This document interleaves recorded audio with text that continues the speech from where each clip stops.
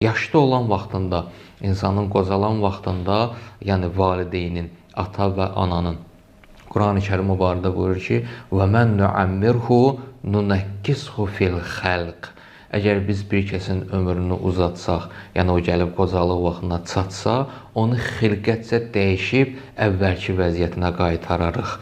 Yəni necə uşaq vaxtında ki, uşaq özünü idarə edə bilmir, başqasının dəstəyinə, köməyinə ehtiyacı var. Qocalan vaxtında da insanın ki, hüceyrələri sıradan çıxır, qocalır, zəifləyir, əldən düşür. Elə bir həddə gəlib çatır ki, mütləq ona gərək kənardan bir nəfər, iki nəfər kömək eləsinlər. Özü-özünə bir çox işləri bacara bilmir, zəiflədiyinə görə. Və bu halda da onun üçün kömək eləyəcək şəxslər kimlərdir? Ən birinci növbədə onun öz övladlarıdır. Quran-ı Kərimdə övladların boynuna vəzifə qoyur ki, valideyn sizin üçün dəyərdir. Onlar, necə ki, uşaqlara baxırsınız, uşaqlarınızın, az yaşlı uşaqlarınızın sizin köməyinizə ehtiyacı var.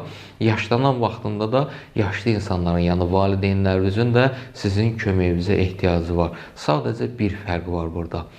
Onların maddi tələbatları ilə əlavə, onların qayğıya, məhəbbətə, diqqətə ehtiyaclarını da gərək ödəyəsiniz.